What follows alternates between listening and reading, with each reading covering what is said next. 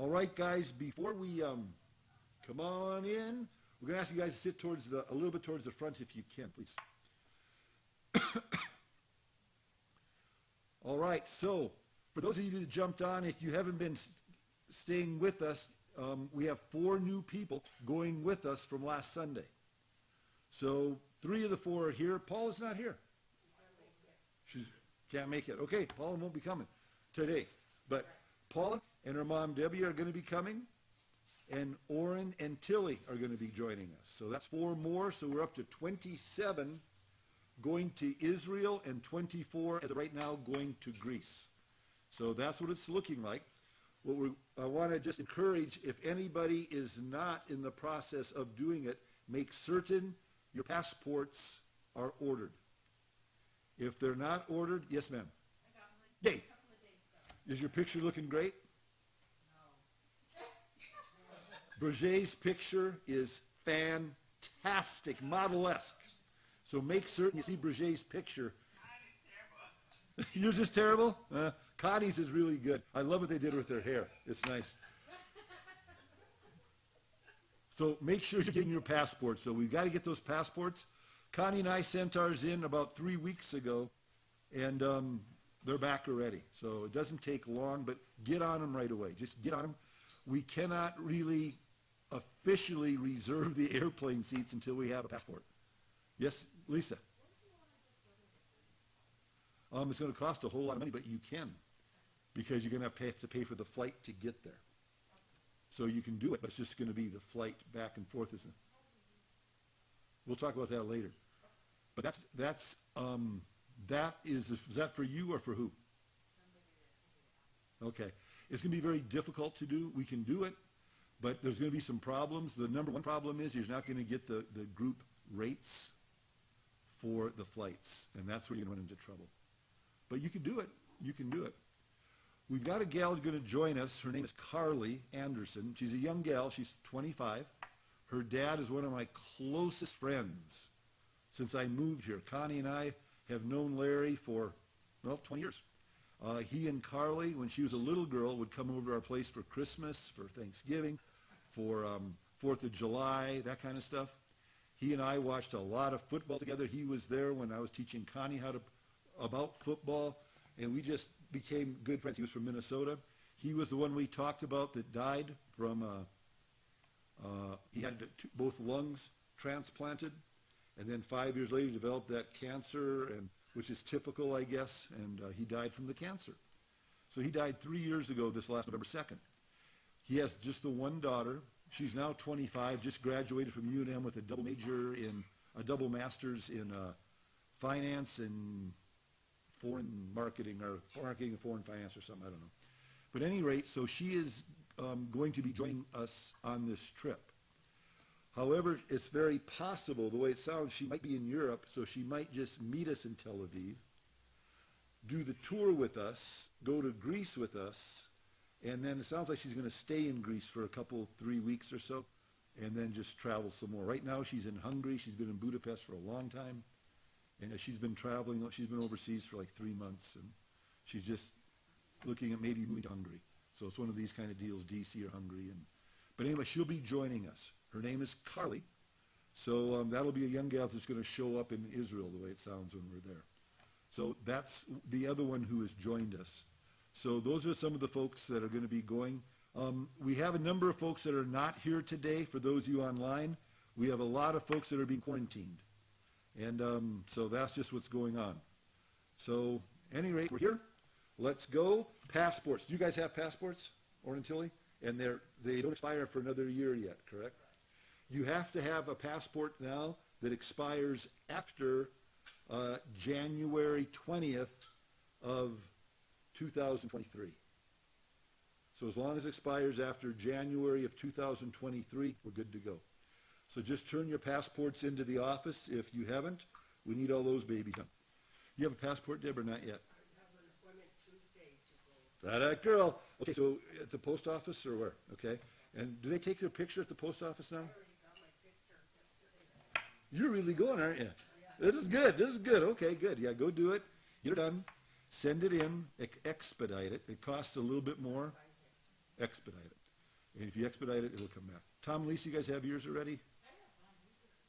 Have you sent yours in already? Okay, so everyone else has got them sent in or going. Everybody online, Gil, you've got yours? Yeah. Okay, so Janice, you've got yours. Gil, you got yours? Yeah. Gil, do you have yours? Yes, sir. Okay, Lachey, you've got yours? I do not, but I sent it in and have it expedited. That'll girl, that's all we can ask. That'll do it. Nadine, you and Dave have yours. I saw yours. Janice, I've seen yours. Miss Carolyn, you got yours because you said the picture didn't turn out? You have it. We've got it. Okay. So we're good. Okay, so with this group, that's all we're going to talk about on that. The insurance, this insurance is really getting detailed. It's good insurance. I'm liking everything I'm hearing, but it keeps kind of just going and going. So, clock. That's Carolyn's clock. It's Carolyn's clock, yeah. It's okay, that's good. But at any rate, with the insurance, some of the insurance is built into the price, remember? Because any insurance we have in America does not work in Israel. So when you pay for the price of the tour, they give you an insurance for sprained ankles, dehydration. You have to go to the doctor. That you're covered with that tour price. That insurance is there. But then there's another insurance. That insurance will not cover any COVID-related medical expenses. So we have this other policy we're offering. And with that one, it's a trip cancellation insurance and COVID expense insurance in overseas. So that is the one I'm really encouraging you to look at. That's something outside the cost of the tour. We always offer this other insurance with the tour. COVID changes things. If you want insurance that will cover a trip cancellation because you have COVID, that insurance will kick into place. There's two different types of insurance options. One is like a $75 a fee, a one-time fee. I said $75, I think, something like that. That if you pay for that and you go to the airport and you test positive, you can't get on the plane for my trip, you're not going. The $70 insurance will give you all your flight money back. The $300 and some dollar insurance will give you all of your money back. Now, I can't tell you what to do. I'm not going to tell you what to do, but I would strongly encourage you to consider the $300 insurance. Just because if you test positive, even if you're vaccinated, you get a positive test, you're not going. And if you're not going, it'd be a shame to throw away $7,000 just because I tried to save $300. So I would encourage you to consider the $300 policy. So the exact amount of that policy is working if you want to include grease on it and all that goes with that. And that's what I'm working with them right now. If you have questions, you're more than welcome to call. We have that one sheet that you have, that green sheet, whatever it is. You can call on there, or you can call the travel agency and work on that with them. I'm not an insurance agent. I'm just telling you the information that I know. So I want to make sure we got that first. So we've got the insurance. We've got the passport. The other thing is as people come on, the fact that Orrin and Tilly came on doesn't change anything. And the fact that Debbie and Paula came on doesn't change anything. But what's happening, guys, is we have some single people that are coming.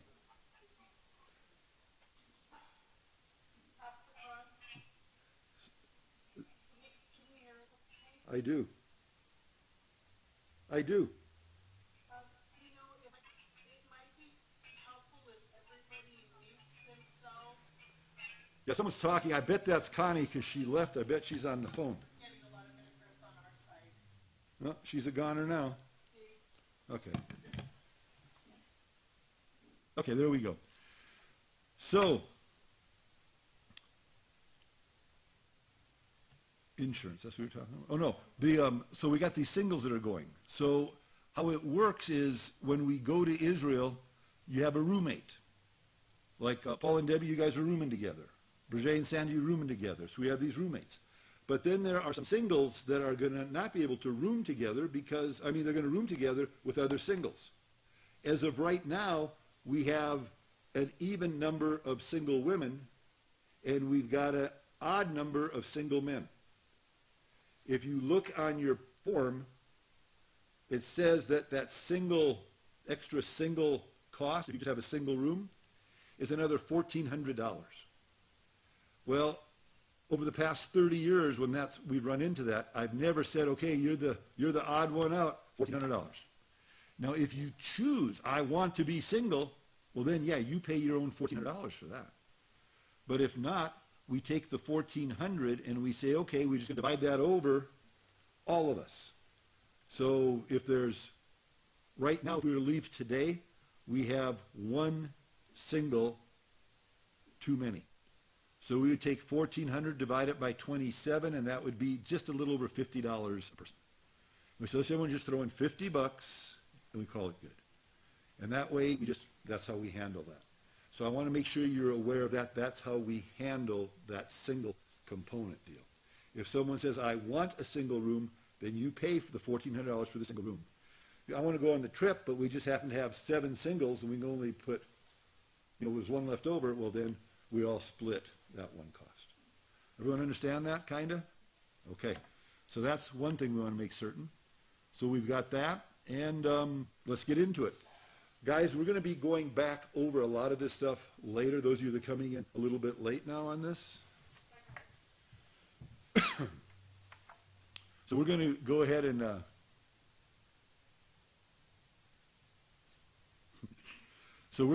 and do that.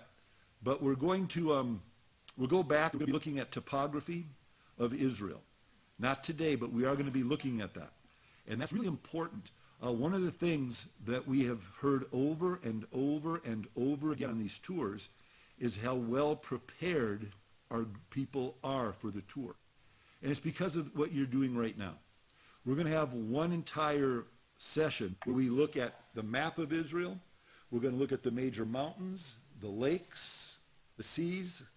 We're going to look at the topography. So that's if you lay down flat on the ground and we look at the Mediterranean Sea, and we look at the beach of the Mediterranean Sea looking north, that's sea level. And as we move across the map going to the east, we're going to notice that the ground rises from the Mediterranean Sea into this little shelf area. I think of it like a shelf because they call it the Shephelah. And there we're going to see the plain of Sharon. And you've heard of the Rose of Sharon. We say in America the Rose of Sharon, but it's the Rose of Sharon right there. And we're going to look at that plain of the Sharon, the Shephelah, as it goes up to the mountains. And then we're going to see what they call mountains, and we call them like mesas kind of here. But they're mountains in Israel because it's such a drastic change. And we're going to see the mountain spine in the center part of Israel. And then we're going to see as we look to the west that everything rises up towards Jerusalem. So that when you're in Jerusalem, no matter which way you look, you're looking down at a downward slant. That's why the Bible talks about going up to Jerusalem, because you're always going up in elevation when you go into Jerusalem. Then we're going to look going down. Then we're going to look going down to the west, and we're going to see that the ground just drops off drastically. And that's a big river valley that goes all the way from the northern part of Israel all the way to the southern part of Israel. That's the Jordan River Valley. We're going to have maps and looking at all that. And then we're going to look across the Jordan River. We're going to see the land goes way up to a big, tall plateau, Jordan. And Jordan is higher than Israel. So Jordan can look down on Israel. When we look to the north, we're going to see the only real true mountain in all of Israel, Mount Hermon, or we call it Mount Hermon. But Mount Hermon is a real tall mountain. It's like our mountains. It's a big mountain. They ski on Mount Hermon in June and July in Israel, which always messes with my mind to think that there's some Israeli skiing in Israel in June or July. That just messes with, I don't picture, but that's what it is. So they're up there. But that, as we go to the north, we see another kind of plateau that goes up, and that's Syria. So from Syria, they can look down onto Israel. So we're going to be looking at all these different aspects of Israel. So when we're on the bus and you're driving, you're going to start to recognize things. You're going to recognize Mount Carmel. You're going to know it's like a range. So it's not just one little mountain. It's a range. And as we're driving up the Mediterranean Sea, you're going to see Mount Carmel. You can look to your right. You're going to see Mount Tabor. You're going to know the significance of Mount Tabor, what happened in the Bible at Mount Tabor. You're going to see Mount Gilead. You're going to remember, oh yeah, Mount Gilead, that's where Saul was killed. And that's where Gideon had them all drink from the water over there at the brook at the base of Mount Gilead. And you'll recognize Mount Gilead. So we're going to show you all these different mountains. So when you see them, they're not going to be just, oh, there's a mountain over there. There's a mountain over there. You're going to know what you're seeing and what it is and the biblical significance of it. So we're going to be spending that on one Sunday going forward. Today now, guys, we took off from Albuquerque on Thursday, June 16th. And we flew to Dallas. We're going to fly to Dallas on June 16th. We have a 2-hour layover. Now, Janice Murch is on the phone right now. I talked with her son, Willie. You all know Willie knows Murch. And what Janice is going to do is she's going to fly into Albuquerque and fly with us to Dallas. Carolyn, out in Florida, is going to fly to Albuquerque and fly with us to Dallas. Terry, up in Minnesota, is going to fly into Albuquerque, and they're all going to spend the night in Albuquerque and then fly with us to Dallas. So we're getting the people to come here because in Dallas we only have a little over 2-hour layover. And if a plane is late in any one of these connections, we've got an issue. So they're coming into Albuquerque a day or 2 or 3 or 5 or a month. We're still working with Carolyn on that month beforehand. We'll see. But they're coming in early, and then they're going to fly with us from Albuquerque to Dallas. We have a short 2-hour layover in Dallas. And for those of you that have gone with us before, you're going to really appreciate what I'm about to tell you, as opposed to what we've experienced the last 3 trips. The last 3 trips that we've gone, we've had to get up at 3 in the morning, be at the airport at 4. You have to be at the airport 2 hours before international flight.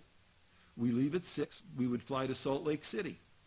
We'd have a 5-hour layover in Salt Lake City. Then we'd fly to New York, to Kennedy Airport. And we'd have like a 4-hour layover in New York. So by the time we were getting on the plane to go to Tel Aviv, we've been on the planes and airports for 14, 15 hours. And we haven't even left the country yet. And it's like, oh, hey. Then we'd fly the 9, 10, 11-hour flight over Tel Aviv. We'd get there, you're a little bit tired.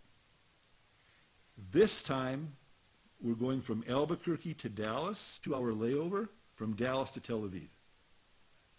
Oh, man, it's going to be awesome. So we'll have a little supper. We're out of here. And it's going to be real, very sweet, very sweet. So we get into Tel Aviv on Friday.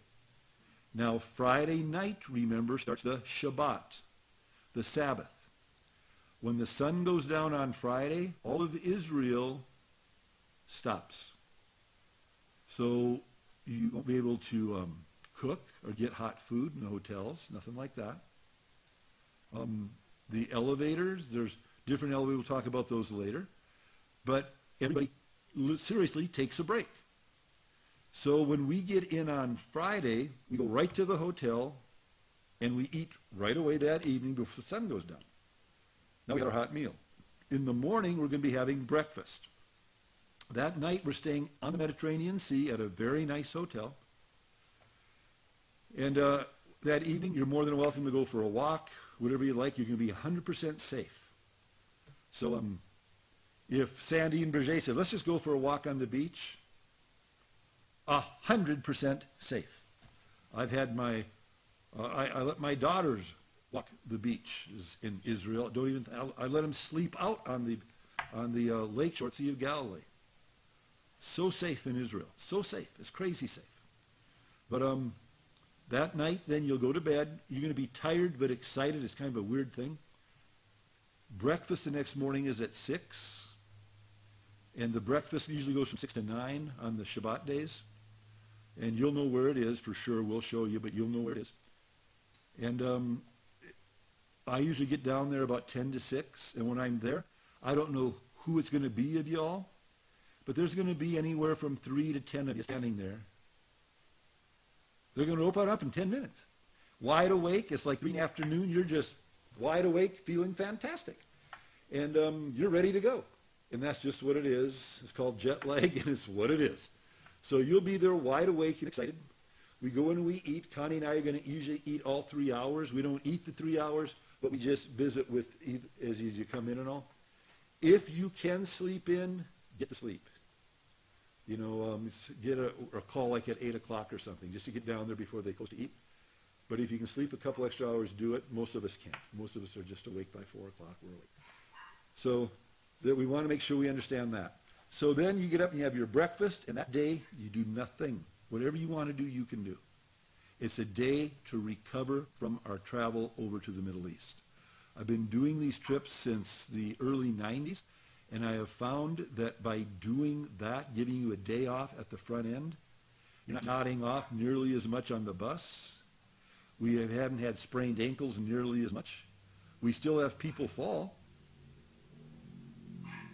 But but it's because of a slippery rock or something, you know, those kind of deals. So what we do, we're going to have a bunch of us all the time on the bus. When you're getting off the bus, I'm going to be at the front of the bus. I'm going to be helping you off. Please let me help you off. It does not mean I think you're old. I help Brigitte off. We help everybody off because we just want to make certain that there isn't a twisted ankle. You spent way too much money to twist an ankle getting off the bus.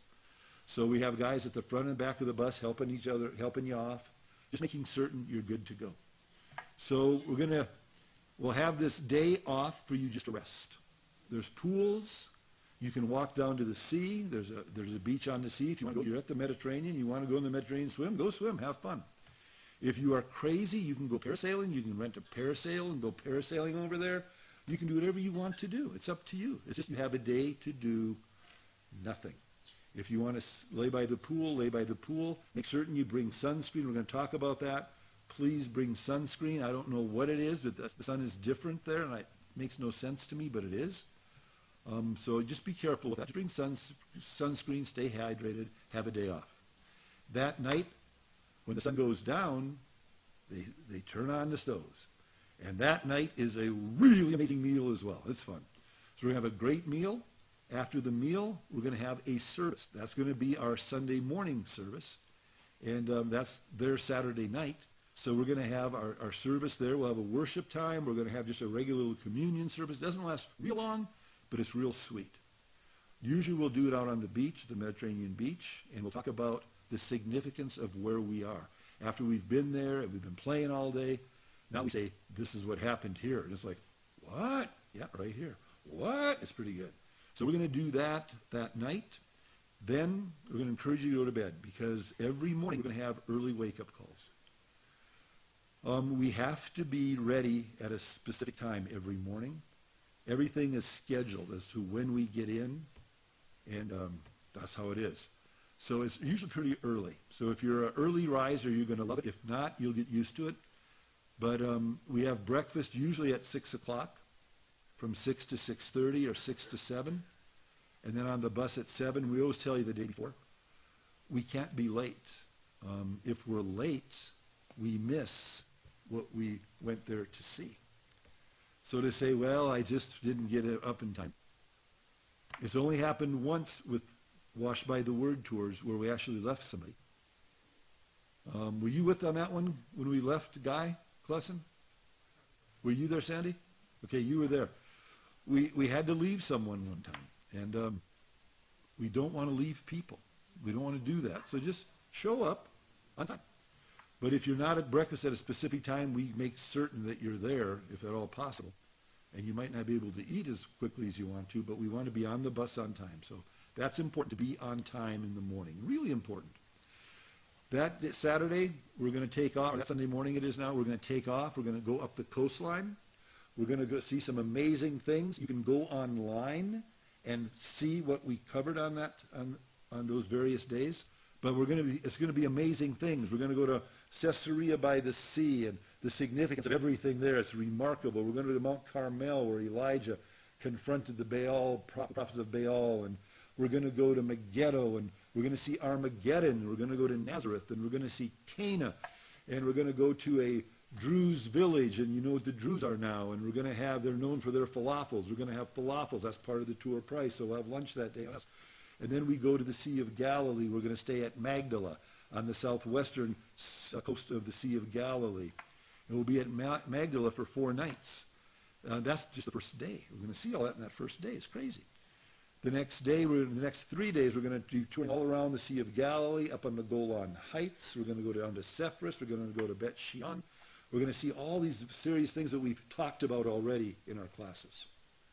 Then I think what we'll do, I'll talk about this later, but those of you that have come on later, one Sunday when we're usually off, I'll just do a Sunday for those of you that have missed some of that, and we'll cover that in detail for you. So you've got that. But at any rate, so we're going to be leaving the Galilee. When we leave the Galilee, we're going down that Jordan River Valley all the way to Jericho. We talked about this. We're going to go to the east of the Jordan River Valley, going towards Jordan, at a place that is typically known as Beth Bara. And there we're going to see the Jordan River at the place where the children of Israel crossed into the Promised Land. And many people believe the place where John the Baptist did his baptizing, which is significant because that's where Jesus was baptized. So we'll be looking at that. Then we're going to go in past Jericho. Sometimes we'll stop in Jericho for a little bit, jump on a camel at a gas station there. It costs like $5, $8, something like that. But if you want to ride a camel, this is your time to ride a camel. If you want a real good ride with the camel, take the camel, look right in his face, and smile at him real close, and he'll spit on you. So don't do that. Stay away from the face of the camel. But at any rate, you can jump on the camel, and it's just a good picture op, and you can say you rode a camel. And it's just a camel ride through their little gas station parking lot, but they're usually there. So that's one place you can get camel rides. It's cheaper in Jericho than it is in Jerusalem. Then we're going to go on into Jerusalem. As we go into Jerusalem, we covered this last time, I believe, where we on the road to Jerusalem, and we get to see the old Jericho road. And we talk about the significance of the Good Samaritan parable that Jesus gave. You're going to see the narrowness of the road and where it is. And it's like, oh my goodness. And you're going to get a chance to see that. As we go on into Jerusalem, we'll go on into our hotel, and it's to go into Jerusalem is one of those moments that you'll never forget that. The Sea of Galilee is something you'll never forget, and your first time into Jerusalem is pretty stinking crazy. And what I'm doing now is just pulling up. Okay, that is going to be day 8. So now we're going to day 9. And at here, we're going to be looking at, we're going to be going to the Mount of Olives. Now, when we go to the Mount of Olives this next day, it's not a mountain, it's the Hill of Olives. It's going to be to the east of Jerusalem. There's going to be a valley between what we see as Jerusalem and the Mount of Olives. That's that Kidron Valley. Again, we're going to have maps that are going to show all this to you, so you really get this good in your head. And as you look up the Mount of Olives, we go there, we realize that was the mount that Jesus ascended from. And that is the mount he's coming back to. So it's kind of an interesting thing to look at, be on the Mount of Olives. As we go on the Mount of Olives, and we're going to be standing on top of it looking towards Jerusalem, as we're looking at Jerusalem, they'll tell you, just look back. You don't see anything, but just over there, going down on the other side of the Mount of Olives is the town of Bethany. That's where Lazarus was raised from the dead. That's where Jesus would spend the nights, remember, with Mary, Martha, and Lazarus, and then come over the Mount of Olives, down the Mount of Olives, into Jerusalem. From the Mount of Olives going down towards Jerusalem was the path Jesus would have taken with that donkey on what we call Palm Sunday. So we walk down. Now, when we walk down it, it's tarred, a lot easier. Don't have to walk down it, but you can. You can walk down it, or you can take the bus down, either way. It's not a steep walk. It's just a meandering walk down the hill of the Mount of Olives, down towards the bottom of the Mount of Olives. There's going to be a big church on our left-hand side, big old church. It's called John the Baptist Church. I think John the Baptist Church. It's a big old church. But anyway, there's a church here. What's interesting about the church is the courtyard has got olive trees in it. And what's really interesting is when you study olive trees, they live a long time. And what's really interesting, they can determine the length of its existence by the number of rings in the trunk. And there's a couple of trees there that have over 2,000 rings, which means we're looking at olive trees that have been around for 2,000 years at the base of the Mount of Olives, which means they were just youngins when Jesus was there yet. And that's just kind of crazy to think of that. It's like, what? Are you serious? What that tree has seen over the past 2,000 years is amazing. Now, at the bottom of the Mount of Olives, do you know what they grew on the Mount of Olives? Oh, you guys are good. Okay. Yeah, they grew olives on the Mount of Olives, and they had a press at the bottom of the Mount of Olives, an oil press. And you would take the olives, you'd put them in baskets as you'd pick them, and you would not want to carry them up the hill, so they put the press at the bottom of the hill.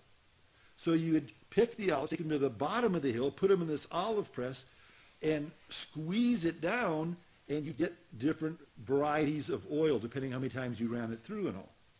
So it was called the Mount of Olives, and it was called the Garden of the Olive Press.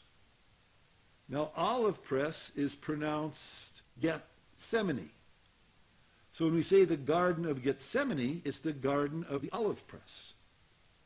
So when we go down the hills there, we come to this church which commemorates the Garden of Gethsemane.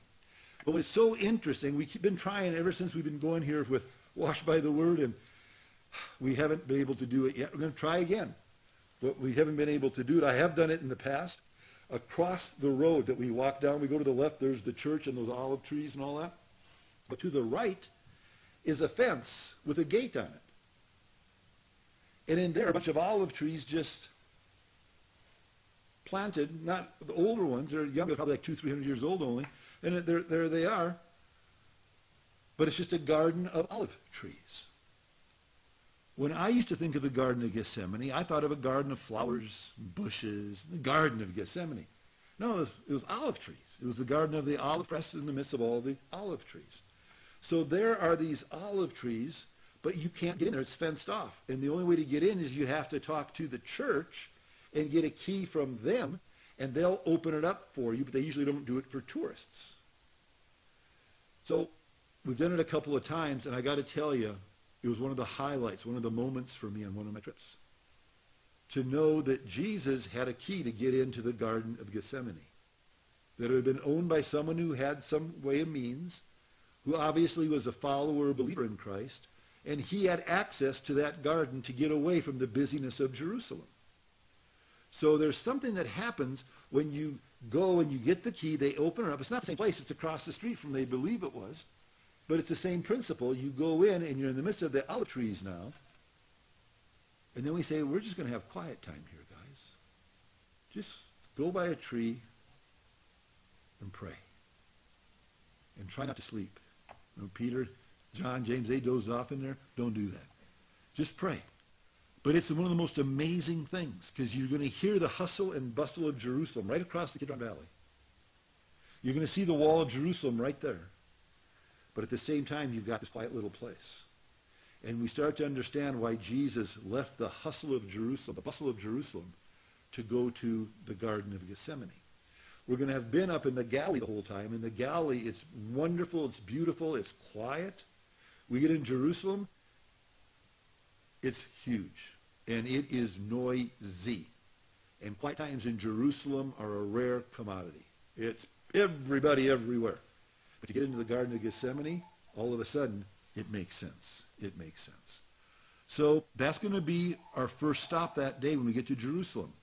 We'll get up in the morning. We're going to go to the Mount of Olives and the Garden of Gethsemane. I'm going to call the church. I'm going to Israel. It'll be over in about a half hour. That's right. Okay. Thank you, Janice. That's good. That's cool. I look so forward to meeting you. You just seem like you are so fun. Your son Willie out here brags on you so much. It's kind of embarrassing how much he brags on you. But we're looking forward to meeting you, girl. I'm looking forward to. My preacher wanted to know if I was going to go Well, what did you tell him? I don't know. We'll see. We'll see if we can get something up for you. It'll be good. Okay. Okay, you got a partner. Dave, was that Gil and Dave both? Okay. Okay, Janice. Yeah. Okay, so after we hit the Mount of Olives, the Palm Sunday Road, and we head down to the Garden of Gethsemane area, then we're going to go into, then we're going to go into the old city of David. Now, we're going to have maps showing you all this, so this will come back to your mind because we go over this a couple of times so you have it well. But the city of David is on the southern part of the Temple Mount. We have the Kidron Valley to the east, we have the Valley of the Sons of Hinnom to the south, and we have the Tyropian Valley, Cheesemakers Valley, that has been filled in to the west. And that triangle of valleys and the Temple Mount frame a city known as the City of David. It's King David, when he took the city over from the Jebusites. So it's the oldest part of Jerusalem. As we go in there, they have found, the last time we were there, they believe they found the palace of David, which is so significant because when we're there and you look towards where Bathsheba would have been, you can see how he could have seen her bathing on the roof without being a peeping David. It would have just been there, and you can see how it is, the way it's layered and leveled, and it's very interesting. But then we go on something that I want to encourage you to do if you can. If you're claustrophobic, for real, I would, up to you. But if you're not extremely claustrophobic, it is an experience of a lifetime. Because it's an engineering miracle that the children of Israel did, and we get to be part of it. And it's pretty amazing when you're part of it. It's amazing. The Assyrians were coming on in to attack Israel. King Hezekiah was the king at the time. They got their water from Jerusalem, interestingly enough, outside the walls of ancient Jerusalem, at the springs of Gihon. So to go and get water, you had to go outside the walls to get the water and bring it into the city. Well, if a nation is coming to lay siege, there goes your water supply problem. They knew the Assyrians were coming, so he put together a group of engineers that said, bring the Gihon Spring area, instead of going outside to get the water, bring it inside the walls of Jerusalem so we have water all the time. And cover that up, they don't know where it is, and we'll have our water source. Well, that sounds like okay, until you see it. They've got to do it quickly, and it's at crazy levels. It's solid rock. They got to get it done quickly, so they get one group and they go to the one end, to the eastern end. Okay, start bringing it under the walls and down. And the other end, here you are, it's going to come out here, so you start digging this way through the rocks, and we'll meet in the middle. And as you're in there, you're going to see it's like this as they're trying to, and then they hit, and they're off about this much. They hit many, many feet under solid rock. They hit it. Go figure. So what we do is we go walking through that, and it's about 300 yards, I would guess, maybe, underground. So we're going to have little headlights. For some people, buy those lights to put on your forehead. Others will have a flashlight. Some just say, no, we're good. Let's just go. And in we go. We line up, and we start going in. Water is about knee-high at the most, usually. And they'll be singing on in there. Sometimes there's kids in there making all kinds of noise. That's kind of annoying if it's too loud, because that happened last time. It was really, really, really loud. But that's rare. There's singing in there. There's laughing in there. There's fun in there. And it's interesting when you realize what took place. But as it comes out into what is known as the pool of the scent, because the water was sent from the pool, or from the spring of Gihon. It was sent underground, under the wall, into ancient Jerusalem. So it's called the pool of scent, or the pool of Siloam. Siloam means scent. So we come out at the pool of Siloam.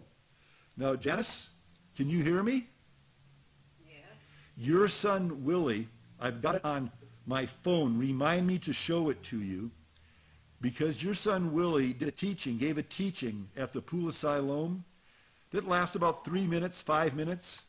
It was the best teaching I've ever heard your son give, ever. He was so excited. He got everybody else so excited. And I happened to be recording that one, so I've got it on my phone, so you remind me, and I'm going to show it to you, okay? Okay. It's pretty good. It's pretty good. But anyway, that's the Pool of Siloam. So we're going to hit Hezekiah and the Pool of Siloam. All that's going to take place, guys, before noon. So by noon, we'll have covered Mount of Olives. We'll have our group picture up there. We'll walk down Palm Sunday Road. We'll hit the Garden of Gethsemane.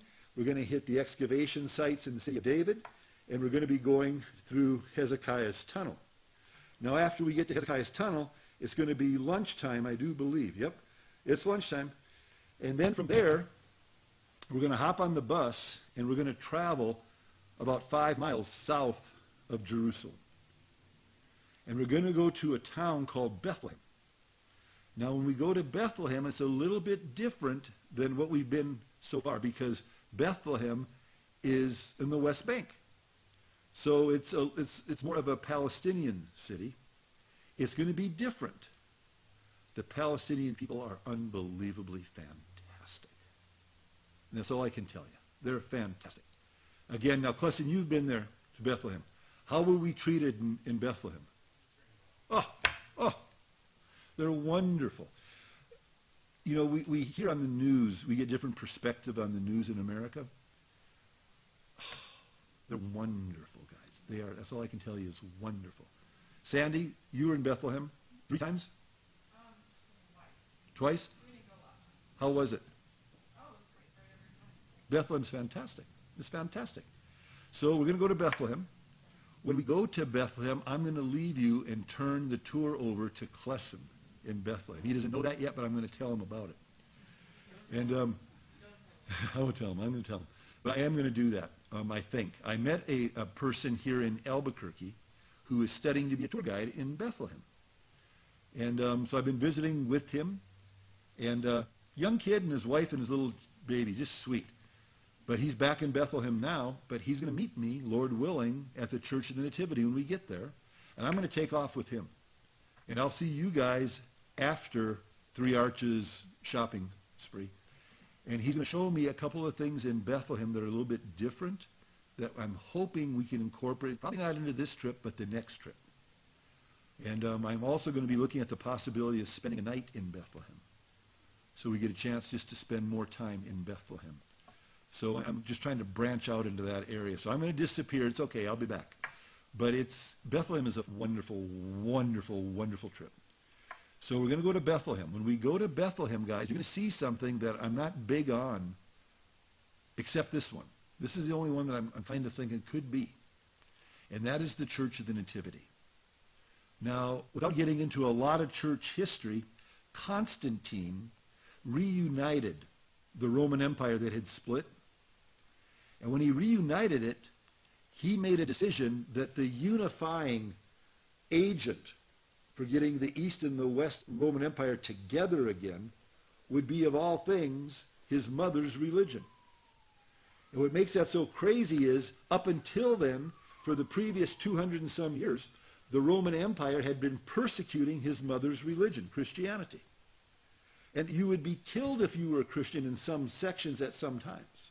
You would be tortured. You'd be in prison. If you go to Rome, you go to the catacombs. They were hiding in the midst of the catacombs from Roman authorities because of their faith in Christ. And all of a sudden, just like that, a new emperor, a new election basically is what it would be like, and the policy changes overnight, and now everyone is required to be a Christian. His mom was living up in what is England today, and she decided, was it Helen? Is that her name? Helena. So she came on down from England, and her son, Constantine, the new emperor, man, he is the man. He says, Mom, she said, I want to go to Israel. He says, okay, go. And she had a state-funded trip to Israel to do whatever she wanted to do with as many Roman architects, soldiers, whatever she needed, go with her. And that's what she did. And she went throughout Israel and started building churches, big old churches, at significant places in Israel. When she came to Bethlehem, she asked the people of Bethlehem.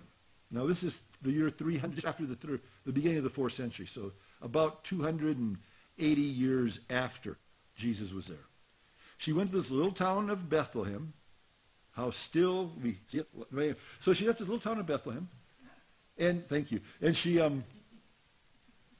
goes and she says, where was the cave that Joseph and Mary delivered Jesus? And they go, oh, they all point, that one right there. That's the one that's been. That's it right over there. She was so close, only a couple hundred years. In Israel is like a week in our history. Their history goes back thousands of years. So she went there and she built this church over that cave. Well, when Islam came into the Promised Land, they came into Jerusalem and they destroyed most of her churches. They just got rid of them. Get rid of these Christian churches. Get them out of here. They came to Bethlehem to destroy the church there. They looked up at the church, and there was the mosaic that was at the top of the church at the doorway. And the mosaic was of the 3 kings from their area. They looked like them. And they go, hey, that looks like us. Let that church stand. So the Church of the Nativity wasn't destroyed. It's the oldest church in Israel. It's been built 280 years after the fact, which is really recent in history in the Middle East. So when we go inside the Church of the Nativity, we're not saying it is. And if it is or isn't, it's neither here nor there. The bottom line is Jesus came. He was born. He's here. But it's kind of interesting when you go into that church to realize the history that's taken place in that church over the past almost 2,000 years. And then we go down underneath the altar. You go down these little steps, and you go down into this little grotto area, and that's the inside of their little cave type thing. The first time I got ready to go down there, I could hardly contain myself. I was like, oh, this is going to be so good. And I got there, and it was like, it's really religious down in there. There's lots of candles. There's lots of ornate religious artifacts. It's real small. And for me personally, I was like, oh man, that's not what I was expecting to see, a little manger, No, it's not at all. It's not like that. But it's still amazing to go in and realize this is what this was. Wow. This is where God took on human flesh. This is where Joseph and Mary went. Now, was it? I don't know. But of all the places, it's one of the few places that there's at least quite a little bit pointing to this could possibly be the place. When you see Bethlehem, it's not a big city even today. It's small. It's a small little town. We know for sure Bethlehem is significant. And remember, it was in Bethlehem that Ruth came back with her mom Naomi. And it was there that she met Boaz. It was there that David grew up. It was there that David learned to take care of the sheep and to fight off the bears and the lions, he says. It was in Bethlehem that the temple shepherds would raise the sheep for Passover. Many people believe it was those temple shepherds that the angel spoke to on the night that Jesus was born. We're going to go to the shepherds' fields outside of Bethlehem, and we're going to see where the shepherds would raise these temple sheep. We're going to get a chance to see that. So that's going to be extremely cool. When we come up out of the cave in the Church of Nativity, and we come up the steps, we're going to come into this pretty good-sized church and add-ons and everything. There's a little courtyard. And in the courtyard, this means nothing unless you've taken church history, but if you've taken church history, it's worth the picture. But when we come out, there's a courtyard, and there's a guy standing there, a little monkey-looking guy, and he's got a skull by his feet, and he's got a pencil in his hand. And who's this dude? His name is Jerome. And the Pope sent Jerome to Bethlehem to write the scriptures in Latin. Jerome knew Hebrew, he knew Greek, and he translated the scriptures into Latin at the Church of the Nativity there in Bethlehem. The Latin interpretation or translation of the scriptures is what we refer to as the Vulgate. It's the official Bible of the Roman Catholic Church, the Latin Vulgate, written in Bethlehem at the church we're at by this guy named Jerome. So when you come out, you're going to see that statue and go, oh, that's Jerome. Snap. Okay, we go on. But it's kind of interesting. That's where that was. From there, we hop on the bus, and we go to a place called the Three Arches. Now, I'm not certain why we go there. I cannot not go there. I've tried not to go there a couple of times. They go, no, we're going to go to the Three Arches. So that's just where we're going to go. We're going to go to the Three Arches. That's what it is. I think it has something to do with my tour company, I think. But okay, we go to the Three Arches. It's fine. But the Three Arches is worth going to if you want some good souvenirs. These will be the quality souvenirs. You remember when I gave Don that wooden olive wood carved of Jesus washing the feet last week? That came from the Three Arches. So it is the place where you get quality olive wood carvings. It says carved in Bethlehem on the bottom. So that's kind of significant. So it's a tourist store is what it is. You go in, and typically most people who go is, I'm not buying nothing, me either.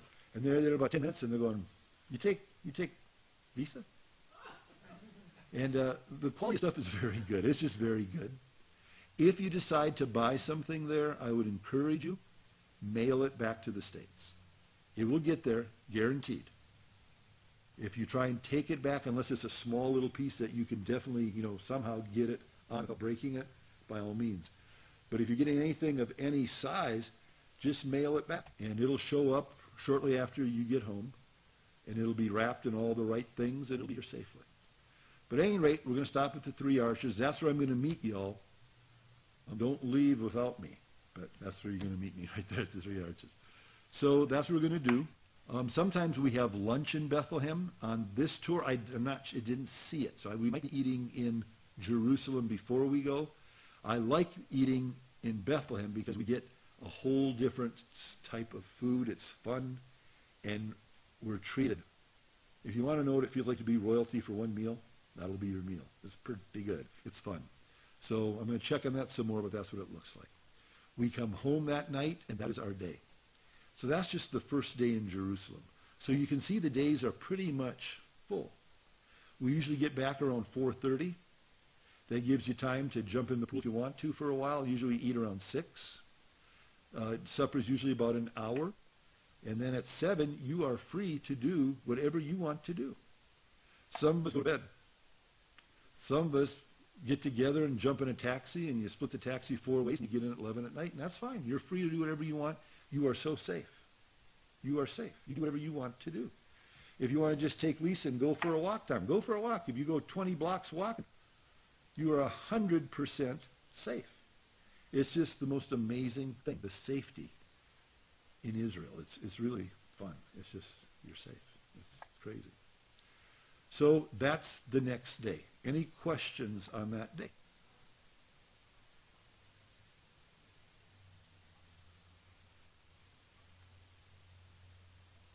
Not even one. Okay. Any comments on that day from Klesson, Connie, Sandy, or Brigitte? You guys have been there. There's also beautiful jewelry at the Three Arches, Sandy says. I didn't know that. Really? She gets jewelry every time she goes there, so it's some nice stuff. All right, good. Good. It's nice. Nice jewelry. Okay. My bad, I didn't know that. Thank you. All right, good. That's where I got that from. You know the story about how the Jewish people were having to hide the Star of David? Yeah. Oh, the one that opens up and... Yeah, Yeah. so they have the jewelry that opens up and it just looks like it's zigzag jewelry, but it actually has a magnet and you can put together and it makes the Star of David. That's cool. I have one that says Rachel brought it back to me last night. That's probably where she got it. That's probably where she got it. Yep. Yep. You'll get a chance to take a look at that. Nice. I think it's very unique and very beautiful. Yeah. And not that expensive. No, not really. Yeah. Okay. Any other questions or comments? I like it there because you can spend as much or as little as you want and still come away with something very nice. Yeah. For 7 minutes. That's the way it works. That's right. Sweetheart, I've never seen you on the screen before. You look pretty good on the screen, girl. Check you out. Huh. There you are. Walking through Bethlehem was very, very, it's a unique experience that I know that I've never forgotten the couple of times that we walked through. It's amazing to see the city and I don't know. One of the funniest things that I saw, they have a coffee shop in Bethlehem. It's called Stars and Bucks. I love that. Oh, going to Stars and Bucks. I love that. It's awesome. You should put that up sometime if you get a chance, because it's just fun. It's just fun. But Bethlehem is fun. It's a fun place to be. The people are so sweet and friendly and nice. It's just good. The sad part is because of the tensions of a few people and the tensions that exist at times, a lot of the people that are outside of Israel, they can either be Arab Christians, they can be Arab Muslims. It doesn't make any difference. They have the equivalency of a green card, and they come in and they work in Israel. And the Jews and the Islam or the Arab or the Palestinians, whatever they're tied in, they get along really, really well in spite of what you see on TV. They get along great. The last two times, I think it was, we had a Muslim bus driver and a Jewish tour guide. And they have lunch together. They go off doing stuff together. They're fun. And you're going to make friends with Jews, Christians, and Muslims on this trip. You will. And hopefully the world will be a little bit smaller as one of the many results of coming back. And we'll realize that people are just people, man. That's just what they are. They're people. Just call myself. So it's going to be fun. It's sweet. The evenings, again, once we're in Jerusalem, you can go down to the old city and just have fun down there. One night, Connie and I will usually take a group, and we'll go up to the Yehuda Street. Yehuda was, the street is named after, I forget his first name, something Yehuda, son of Judah, I suppose, Yehuda. But he did something so remarkable. When the nation of Israel went through their last diaspora, where they're spread out all over the world, 70 AD, and they're spread out now, they remarkably maintained their identity without a homeland. And they picked up Yiddish. You've heard of Yiddish, and they know different languages. But they maintained their identity. And it was Ben Yehuda who said, you know, we're coming back to Israel. We need to relearn properly, not just the Bible students, everybody, the ancient biblical Hebrew. So he put together a Hebrew curriculum that all that generation in the 40s going through school had to take that class. All the way through for 12 years they had to learn Hebrew. So they raised up an entire generation that learned the ancient Hebrew spoken by David, by the Old Testament biblical people. The whole nation now, that's what they speak. They speak that Hebrew. So when you hear them speaking, it's interesting because it's not like when you hear, Shakespearean English now, or you read the old King James, and you read it and it sounds cool, but what does that mean? They've gone all the way back to the ancient Hebrew, and that's what they all speak. So when you hear them speaking Hebrew, that would be the Hebrew Jesus would speak. That'd be the Hebrew David would speak. So that's just kind of cool. I love just hearing them speak because it's like, that's Hebrew right there. That's cool. That is Hebrew. But realize what that did. They can pick up the scriptures. They don't have to hit interlinear. I mean, it's like picking up the newspaper. They just read the original text. It's right there. So it's pretty cool. But they named this major street Ben Yehuda after him. So we take everybody to Ben Yehuda at night, and it's just fun to see because you're going to just see the Israeli families. They're out walking. You're going to see it. Mom and dad and 3 children just walking, ice cream cone, just walking the street. They don't watch the TV. They walk the streets. And they just walk and they talk in little coffee shops. People are out talking and laughing. And it's just life. It's one of my favorite nights, just to go up, grab an ice cream cone, and just walk with the Israelis. They're so friendly, and it's just fun. And it's just a chance to get out and see another part of Jerusalem. So that'll be a night. We'll say we're going to Ben Yehuda. We usually take this trolley, tram, bus thing. It's like kind of like a train thing. But it's about, 2 blocks from the hotel only. It's real close. Oh, man. It's good. It's good. It's good. So that'll be one of the fun nights right there. Other nights, we just throw people in taxis and we all meet down at, you'll see where we meet. And it's at the Jaffa Gate usually. We just go right in and we have fun down there. It's just fun. Lots of people, and it's just fun. Otherwise, you just stay home. These are just things we do on the side. There's nothing wrong with going to your room and saying, I am chilling. I'm taking this all in. I'm going to bed. Good night. No one's going to try and talk you into anything like that. You just do what you want to do. Go have fun. So that's what we got on that day. Yeah, sweetie. I have a question. It's not about the day, but about hotels. Are the power outlets the same? Oh, no. No, we're going to go through a whole, thank you for that. We're going to go through a whole class on things that we need like that. We have to get adapters. And they're different. They're definitely different. We have to have adapters. You can, and we had it when we first started going, you can, go ahead, babe.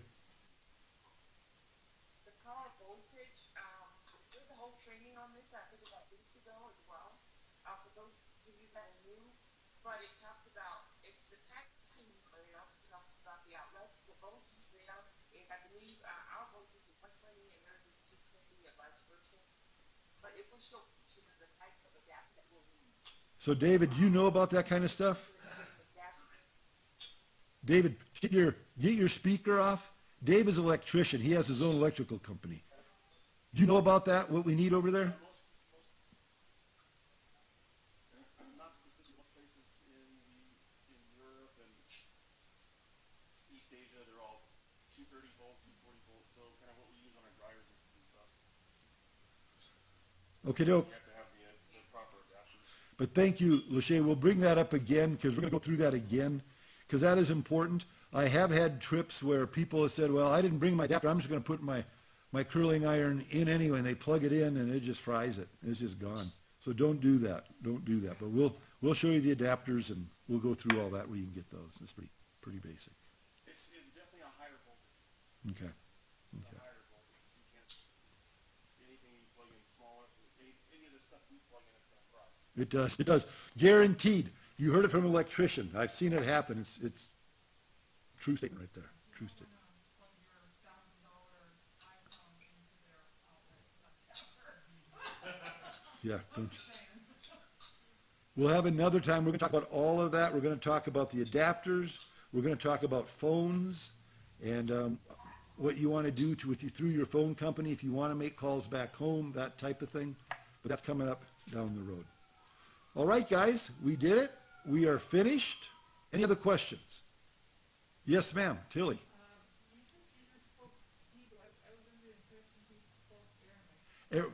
Aramaic. He did. I'm sorry. You're right. He spoke Aramaic and Greek, and he probably spoke everything, but yes, Aramaic and Greek.